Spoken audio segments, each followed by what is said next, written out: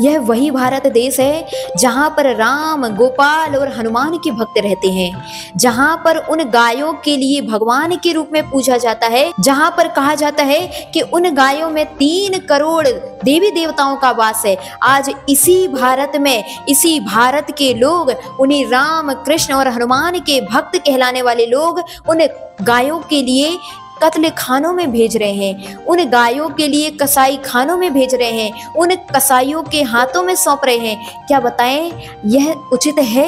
जिन गायों ने हमारे लिए इतना कुछ दिया, आज हम उन गायों के लिए ही कसाईयों के हाथ में सौंप रहे हैं। ध्यान रखिए, इस प्रकार की जो क्रिया आज हो रही है वह अनेक प्रकार की आपदाओं में, अनेक प्रकार की बीमारियों में, अनेक प्रकार की प्राकृतिक घटनाओं में एक प्रबल निमित्त है। यह वही भारत देश है जहां पर पहले के समय घी और दूध की नदियां बहा करती थी, लेकिन काल का प्रभाव कहें अथवा व्यक्तियों के दिमाग की कमी, बुद्धि की कमी, विवेक की कमी कहें कि यहाँ पर आज हर नगरों में, हर राज्यों में, हर शहरों में खून की नदियां बहने लगी, कत्ल खाने खुल गए, कसाई खाने खुल गए और धड़ल्ले से यहाँ पर गायों की कटाई प्रारंभ हो गई। अरे वैष्णव पुराण में तो इतना भी उल्लेख है कि एक बार जब एक वृषभ असुर ने, अर्थात एक असुर ने वृषभ का रूप धारण करके गोपाल अर्थात कृष्ण की गायों को परेशान किया था, उस समय कृष्ण ने गायों की रक्षा के लिए स्वयं ही वृषभ का रूप धारण करके उस वृषभासुर का हनन किया था।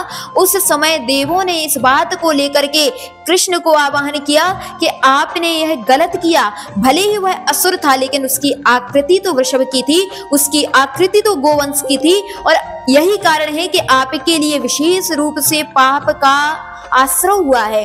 तब कृष्ण ने कहा था कि मैं इस पाप का प्रायश्चित कैसे करूं।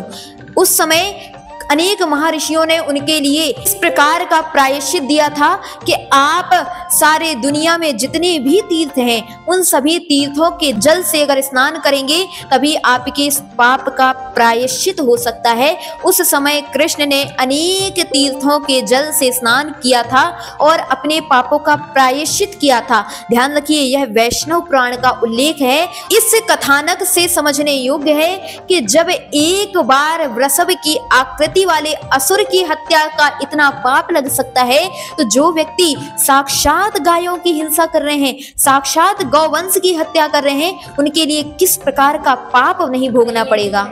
अनेक लोग तो साक्षात गायों के हनन कर रहे हैं, लेकिन कुछ ऐसे भी लोग हैं जो गायों को अपने घरों में तो रखते हैं लेकिन उन गायों की सही तरीके से संभाल नहीं कर पा रहे हैं, केवल स्वार्थ की पूर्ति कर रहे हैं। गाय को लगाया और गायों को यूं ही रास्तों में छोड़ दिया, वह बेचारे गाय एक्सीडेंट से मर जाते हैं अथवा भूख प्यास से तड़प तड़प करके खत्म हो जाते हैं।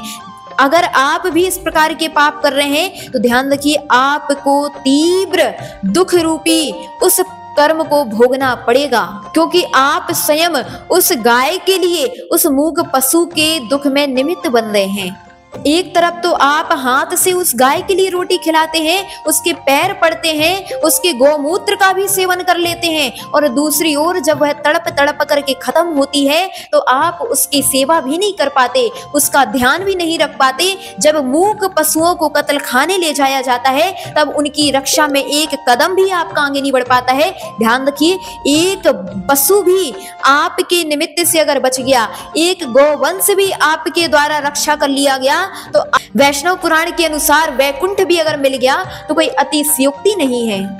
जैन शास्त्रों में भी कहा गया कि इन गायों का क्या फायदा है, उन गायों का क्या लाभ है, क्योंकि जिसके घरों में ये गाय हैं, जिनके घर में यह चतुष्पथ पशु हैं, वही धनवान है, उन्हीं के लिए धनवान कहा गया। ध्यान रखिए, वो पैसा और रुपयों वाला व्यक्ति धनवान है ही नहीं, जिनके घर में गोधन है वही धनवान कहा जाता है और उसी के लिए धनाढ्य व्यक्ति के रूप में गिना जाता है। लेकिन आज घरों में कुत्ते तो पाले जा रहे हैं लेकिन गायों को पालने में लोगों को शर्म और संकोच महसूस हो रही है। ध्यान रखिए, गाय जिस घरों में रहती है, जिस घरों में गोवंश रहते हैं, उस घरों में बीमारियां कम होती हैं, क्योंकि गाय की विशेष वर्गणाएं होती हैं, गाय के आत्मिक निर्मलता की विशेष वर्गणा होती है, और यही कारण है कि उस घर में सुख शांति और समृद्धि हुआ करती है।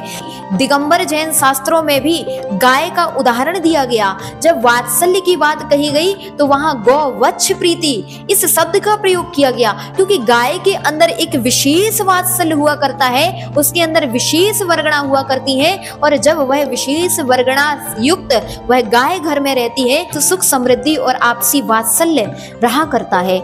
आज हर घरों में जो पैकेटों का दूध उपयोग किया जा रहा है, दूध और दही बाजारों का प्रयोग किया जा रहा है, एक यह भी निमित्त है कि आज हर व्यक्ति बीमार है, परेशान है, दुखी है, क्योंकि वह पैकेटों का दूध अशुद्ध है, अभक्ष्य है, अमर्यादित है। वह दही, वह पनीर, वह सब केमिकल से युक्त है, तभी तो वह कई कई दिनों तक उपयोग में लाया जाता है, लेकिन उसका कुछ भी बिगड़ता नहीं है।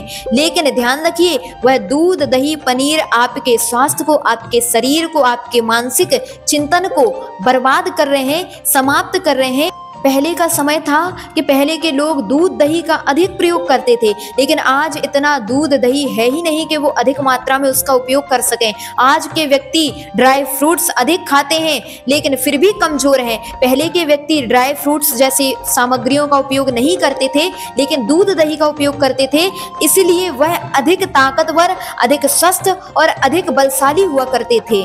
अभी से अगर हम 50 साल पहले के लोगों को देखें तो उन लोगों को बीमारियां कम होती थी, उनके बाल सफेद कम होते थे, उनके दांत कम गिरते थे। लेकिन आज अनेक प्रकार की बीमारियां जो सामने आ रही हैं, आज छोटी उम्र में बाल पक रहे हैं, दांत गिर रहे हैं, घुटने और कमर के पेशेंट हो गए हैं, आज अनेक प्रकार के रोग शरीर में लग गए हैं। उसका एक कारण यह भी है कि आज के लोगों ने वह केमिकल युक्त दूध दही पनीर का उपयोग करना प्रारंभ कर दिया। अरे जो गाय के दूध में जो शक्ति है, जो सस्ता है, जो उसमें बल है, वह अन्य किसी वस्तु में हो ही नहीं सकता।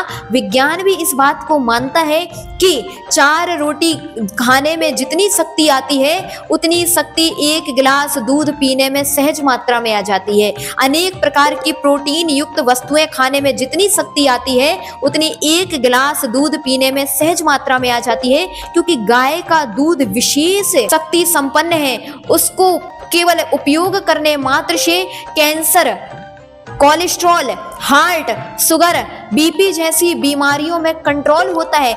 जो व्यक्ति अपने जीवन में प्रतिदिन देसी गाय के दूध का उपयोग करते हैं, वह व्यक्ति बीमार कम पड़ता है, और वह दूध का उपयोग तभी कर पाएगा जबकि गौवंश की रक्षा होगी। किसी बच्चे की अगर मां खत्म हो जाए तो बच्चे के लिए डॉक्टर यही सलाह देते हैं कि इसकी रक्षा तभी हो सकती है जब इसके लिए देसी गाय का दूध पिलाया जाए। उस समय गाय मां के रूप में अवतरित होती है, मां के रूप में उस बच्चे की रक्षा करती है। तो सोचिए उस गाय का कितना महत्व हमारे यहाँ कहा गया। आज अगर हमने उस गौवंश की रक्षा नहीं कर पाई तो आगे समय में एक ऐसा भी समय आएगा जब घर घर में कैंसर के पेशेंट होंगे, घर घर में अपाहिज लोग होंगे, घर घर में विकलांग लोग होंगे, और घर घर में अशांति, कष्ट और वैमनस्यता का वातावरण होगा। अगर आप चाहते हैं कि मेरे यहाँ सुख समृद्धि हो, मेरे यहाँ निरोगी व्यक्ति हो, मेरा खुद का शरीर निरोग हो, तो कभी भी उन गौवंश के लिए इस प्रकार कत्ल खाने में कभी मत भेजना। आज अनेक लोग गायों की रक्षा करने में पुरजोर प्रयास कर रहे हैं, और हमारे यहाँ भी परम पूज्य आचार्य विद्यासागर मुनि महाराज ने भी गायों की रक्षा का पुरजोर प्रयास किया था। आज अनेक अनेक स्थानों में उन्होंने अपनी प्रेरणा के द्वारा अनेक गौशालाएं खुलवाई हैं, और उन गौशाला में समुचित व्यवस्था उन गायों की जाती है। जिन गायों को लोग ऐसे ही रोड में छोड़ देते हैं, अथवा अनेक लोगों ने जिनके लिए कत्ल खाने के लिए भेज दिया था, उन गायों को बचा करके उन गौशाला में रखा जाता है, और उन गौशाला में उनकी अच्छी से अच्छी साथ संभाल हुआ करती है। इसलिए इस बात का ध्यान रखें कि अगर आपके यहाँ का गौवंश सुरक्षित है तो आप भी सुरक्षित रह पाएंगे। अगर गौवंश समाप्त हो गया, हमारा देश भी सुरक्षित रहने वाला नहीं है। आज हर व्यक्ति के पास धन है, पैसा है और संपन्नता है, तो उस धन और वैभव की कीमत केवल अपने सुख समृद्धि के लिए ही नहीं बल्कि गायों की रक्षा में भी अगर आपने कर ली तो आपका पैसा, आपका धन, आपका वैभव और उत्तरोत्तर मात्रा में बढ़ेगा। इसलिए इस बात का ध्यान रखें, एक गाय को कम से कम गोद लें। यह बात मैं इसलिए कह रही हूँ क्योंकि जब हम लोग विहार करते हैं उस समय हम लोग देखते हैं रास्तों में कि कैसे बेचारे मूक पशु रास्तों में घूम रहे हैं, भूखे और प्यासे तड़प रहे हैं, अनेक अनेक दिनों तक जिनके लिए भोजन और पानी की व्यवस्था नहीं हुई है। ऐसे मूक पशुओं की रक्षा में अगर हमने प्रयास किया तो हमारा जीवन भी सार्थक और सफल हो सकेगा। तो इस बात का अवश्य ध्यान रखें।